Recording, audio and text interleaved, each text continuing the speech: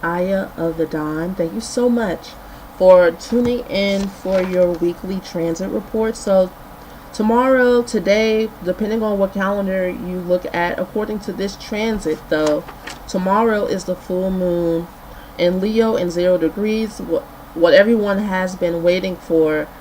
It's a great time to set your intent that you are going to work on your purpose, that you're going to have fun, and you're going to create what you want, and you're going to believe in yourself. You really do need it. There's a lot of energies here that we've been dealing with about transformation. So this is the confidence boost that we needed after all this stellium here in Capricorn. It's time for a little bit of fun. It's time to get into what makes you happy and actually feel good about yourself, instead of thinking about everything you're doing wrong. I know for me, personally, I've felt like I've been dancing and just, I've been feeling like a little kid on the inside, and that's what Leo is about. That's what the sun energy is about. Positivity, just pure, unadulterated fun, laughter, joy, getting into your heart. What does your heart say? What are your heart's desires? Not on a Venetian level like the muse, like what do you just want to just create out of fun sexual flirtation, but what is it that your heart truly desires for your life? You know, think about that. Think about that. You deserve to have that.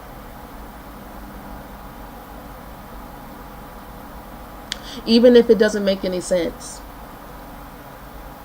Your heart's desires is not going to be practical. So tell the Capricorn energy to back off for a second. Your life doesn't have to be practical. It can be a dreamland, of childlike energy. That's what Leo energy is about. Get into it. On the 21st, which is tomorrow, Mars is going to be squaring Saturn, which is kind of it's a little bit like it reminds me of someone who goes from one addiction to the next. Like they stop drinking, but now they're addicted to running, or now they're going to forcefully put their energy into what they really want and compete against all odds, and it's not even that serious. You know what I'm saying? It's like you're looking for a challenge, and you might be looking for someone to challenge, but you're just really looking to maybe get past some of that old, dusty, archaic energy that has held you back in the past. And it might take the form of you doing something physical in your body. It would be helpful if you had an intent for everything you did and you don't let your subconscious run to your mind. So if you do feel this intense energy, like there's stagnant energy and it wants to move, that's probably the Mars square and Saturn transit telling you that you do need to get up and move that energy somehow. And it might be really dense energy, because Saturn is very like stubborn, and it's not in a Taurus way, but in I'm going to accomplish what I want to accomplish, and if I can't have what I want, I will make everyone around me miserable. That type of stubborn energy. And that type of energy is trying to move past through you so that you can experience some of the joy and movement in your life. So it would be helpful to do some type of exercise that allow for you to sweat it out. Get that energy out. January 22nd, we're going to have Venus and Jupiter conjunction, which is full of joy. You might even be so full of joy and feel like, you know what, I can do whatever I want. You forget about all the discipline that you've been putting into everything. And that conjunction to me is kind of like, babe, take a break. Go ahead and take a little break. Have a cheat day, but don't go overboard with it. Have an adventure. Have a snack. But don't like fall completely off the wagon. You know, you just might feel like a freedom and to take advantage of sexual activities, food, traveling. You might spend some money, more money than you wanted. Watch it. You know, you might regret it later after that transit is over. Then you'll be back to the drawing board. You know, discipline, working harder. So don't put yourself in a situation because of this transit puts a wild hair up your ass that you don't want to have to work through. There's nothing that you can't get through. You can do whatever you want, and that's what that transit is going to feel like. Oh, I can do whatever I want. I'm free. I want to be free, and I feel like this transit is right on time because we have been feeling kind of like bogged down by responsibility. And Venus and Jupiter, Sagittarius transit will make you feel free, adventurous. Let me pull some cards about it. The first card I just saw was the Fool. You know, and I feel, and that's more of Leo energy as well. By the time January 22nd comes, though, the moon will have moved past Leo, though. So you won't be able to blame it on that. Yeah, the moon will be by January 20. Oh, it'll still be there. So then you'll have that, what you call it, a trine. No. Oh, yeah, a trine with Leo and Sagittarius energy with the moon. So you will be feeling very instinctually free. Like, I can do whatever I can accomplish what I want. I can love who I want. I can, you know, and there's nothing wrong with that. There's nothing wrong with you feeling free to go after your heart's desires, your biggest plans. Use that energy. It's there for you to use. What are your biggest plans? What are your biggest dreams? What are you hoping for? If you believed in yourself, what would you be doing with your time, with your life, with your day? How would you be talking to yourself? If you weren't criticizing yourself, what would you be doing with your time? How would that change your energy? How can you encourage yourself? In what ways do you need encouragement? Those are all the types of questions you can be asking yourself as you write in your journal. I encourage you to get a journal. And stay introspective. There's nothing sexier than someone that has self-reflection, that isn't letting their subconscious mind run them into the ground and taking everybody down around you with them. No. Okay? So what just came out is the Six of Pentacles, which is a very high technology card in a tarot deck to me, because it denotes a relation. It denotes multiple levels of different types of relationship and balancing between being a giver and a taker, and being having abundance and giving generously. And you know, Sagittarius and Leo energy is very generous energy with their insight, with the truth, and with their creativity. They will take you along for the ride with them, you know, as long as you're not a spoil sport. The Ace of Swords reversed. Okay, so there might be some disagreements as to maybe who's going to be the giver and who's going to be the taker. So it's going to be like, no, I'll pay for the check. I'll pay for it. No, I'll pay. Oh, that's not a bad argument to have. And Two of Pentacles reverse is coming out saying that, okay, you could run yourself into the ground if you don't pay attention to where you're actually steering your energies. So this energy, this fiery energy that makes you feel emboldened and alive to do the things you want to do, can actually be impractical.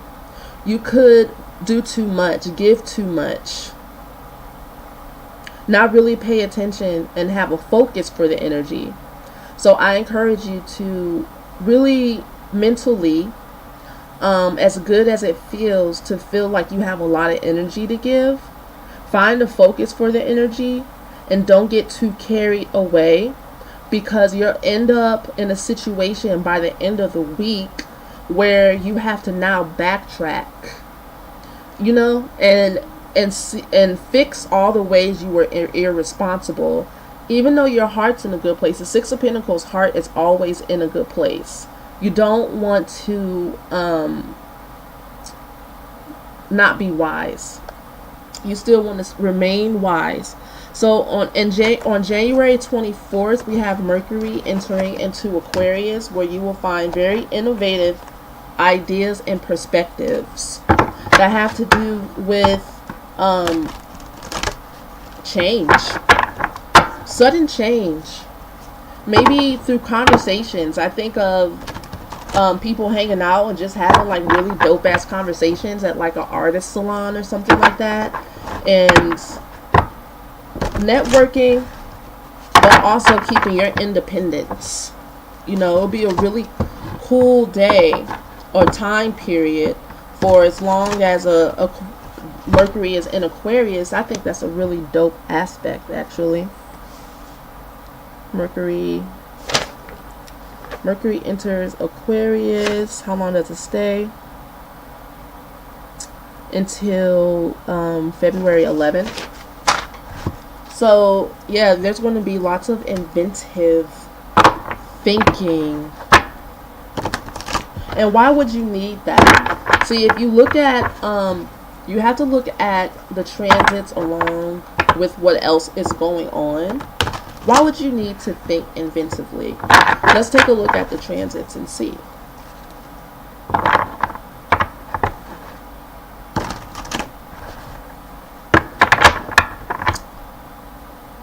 There's some place you're trying to go. There's something you're trying to create. And then there's old energies, Capricorn energy, that makes you feel stagnant, held back, and criticized.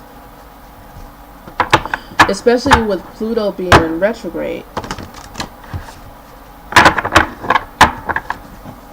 You're still dealing with the old idea that you can't do what you want to do because da da da da da da da da da blah blah blah blah blah blah. So here comes the Mercury Aquarius energy that says, well, let's say I can't, but let's also say what if I could? How would I go about it?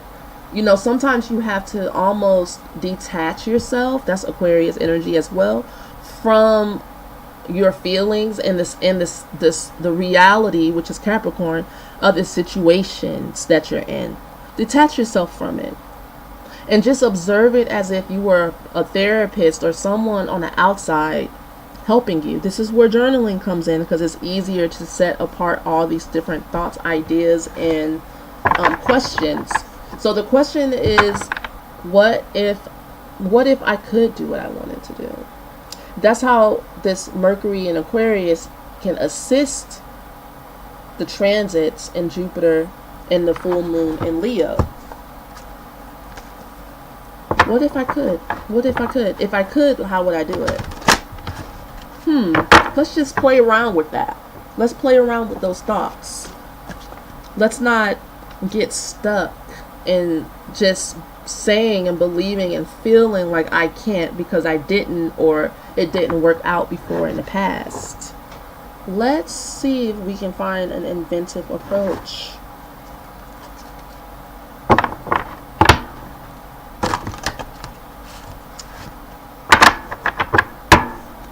Annihilating Your codependent relationships is going to be really important in you finding your independence. Leo, very independent. Sagittarius, super independent. Aquarius will rather beat your ass than not be themselves. This is all energies that will assist you in letting go of codependent relationships that are attached to your wounds. It's time. It's time to let my people go. Tell old Pharaoh, let my people go. My voice, pretty deep. It's funny. So I'm going to pull some more cards about this. So the cards that come out is the King of Pentacles. And crossing it, it just came out like it's the Page of Wands. I don't see why that's a problem. It looks to me like a person that's wise and seasoned and an apprentice to me. It looks like learning from someone and taking that learning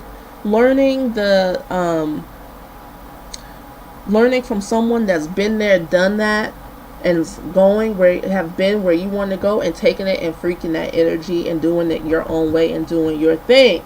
Now, when that happens, when the student becomes the teacher, sometimes the master gets a little bit of an attitude, and you just have to still keep stepping anyway. Like sometimes, people can't take that your young ass is freaking it, and they're still they still haven't even really began to etch out and carve out that path. But welcome to life. That's exactly how it's supposed to go. The next generation comes in and takes over. Allow yourself to take over and create the world that you want to see. That's why you're having these energies right now. You're looking at the old way of being, and you're seeing that it's not working, it hasn't worked, and it's time for something new. Take hold of this world, young people. Make the changes. Don't let old people and old ways stop you and hold you back. It's time for a new world. And it's going to come through us. We make life what it is. And it's going to come through your connection with spirit and soul. Fire energy is very spiritual energy. And I know the fire signs, I was thinking about this, the fire signs don't really get as much credit as they should for being oracles in our society. People look at them and be like they're mean. But they're telling you peering clear into what they see inside of you. And they're trying to help your ass out. You should listen. Aquarius energy comes in and lets you know that spirit isn't about religion. Spirit is about experience and enlightened thought and actually putting it into action.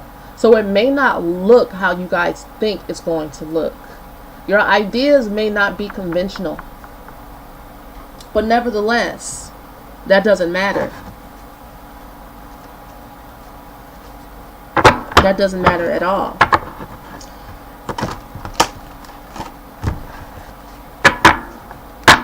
I'm going to end this reading. I had no idea this was going to turn into this. This reading was freaking dope. I am amazed at the energies that are here. Take advantage of them this week. It's here for you. They're here for all of us. Join me on my website, eyeofthedon.com. And if you need a personal reading, feel free to sign up for one. Just email me. Join me on Instagram. Sometimes I ask you guys for charts. I forgot to this week. But I won't forget next week. I really enjoy doing astrology readings. I'm constantly learning. This is actually my chart, guys. I love my chart. I love myself and the direction that my life is moving into. I'm like fine wine. I get better with time. I'm better than wine. Fuck wine.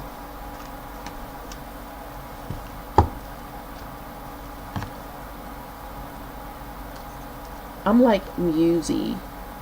I'm like really great music that you can listen to all the time. That's how I feel about myself.